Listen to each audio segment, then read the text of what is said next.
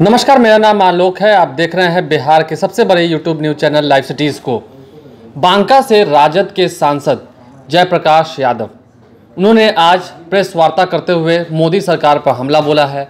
एक बार फिर से उन्होंने याद दिलाया है कि 2 करोड़ रोजगार देने का वादा किसने किया था, 15 लाख रुपए देने का वादा किसने किया था, और भी बहुत सारे वादे याद दिलाए हैं। साफ साफ ये कहा है कि अब उनकी दाल नहीं गलेगी। इशारों ही इशारों में उन्होंने तंज कसा है। साथ साथ पत्रकारों से बातचीत करते हुए क्या कुछ कहा है, आप खुद सुनिए। एक मुद्दा, एक लक्ष्य, इस मुद्दे पर जाइएगा लोग। एक मुद्दा, एक लक्ष्य, एक निशाना। कृष्ण ने अर्जुन से कहा था, बोलो अर्जुन, पेड़ पर क्या दिखाई पड़ रहा है? बोला पक्षी दिखाई पड़ रहा है। कहा उसका क्या दिखाई पड़ रहा है? तब पैर दिखाई पड़ रहा है, चोंच दिखाई पड़ रहा है, आंख दिखाई पड़ रहा है। कहा और क्या दिखाई पड़ रहा है? कहा कि और कुछ हमको नहीं दिखाई पड़ रहा है, उतनी आंख दिखाई पड़ रहा है। कहा और बताओ। रिपीट करते गए भगवान कृष्ण। तो अर्जुन ने कहा कि आंख के अंदर एक पीली पीली पुतली दिखाई पड़ता है।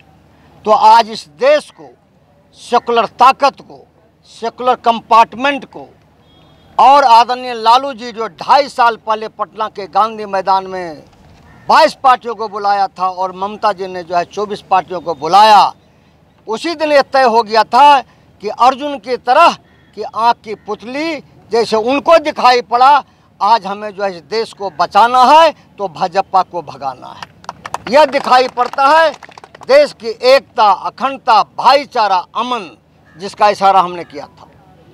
अमन का दुश्मन अगर कोई है तो भाजपा है। हम अमन के पुजारी हैं, भाजपा नफरत करने वाले हैं। हम तिरंगाधारी हैं, भाजपा जो है भगवाधारी हैं। हम जो है गांधीवादी हैं, वह जो है गोडसेवादी है। हम जो है मिल्लत का काम करने वाले हैं, मॉब लिंचिंग करने वाले हैं। इस देश के ताना बाना पर हमला अगर किसी ने किया तो भाजपा ने किया। इस देश को आज़ाद करने में जितना खून हिंदू भाइयों ने बहाया, उतना ही मुसलमान भाइयों ने, उतना सिख भाइयों ने, उतना ईसाई भाइयों ने ही।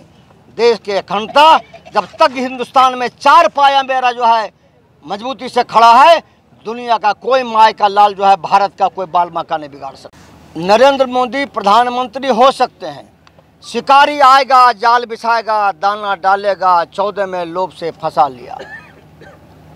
लेकिन जो है चंदा माँ में आरे आओ, बारे आओ, नदिया किनारे आओ, 2 करोड़ जो है लोग को नौकरी देंगे गुटूस। मैं भारत के प्रधानमंत्री से पूछना चाहता हूँ, किसने कहा था देश में, कौन नौजवान ने कहा था कि 2 करोड़ नौजवानों को नौकरी दे? किसी ने कहा था? लेकिन आपने लाख के मीटिंग में कहा था, लाख के मीटिंग में कहा था कि हम 2 करोड़ नौजवानों को नौकरी देंगे, हम जो है 15 लाख रुपया देंगे, हम जो स्विस बैंक से काला धन लाएंगे। और जब 4.5 साल 5 साल हो गया तो आप क्या कहते हैं कि पकौड़ी की दुकान खोलोगे?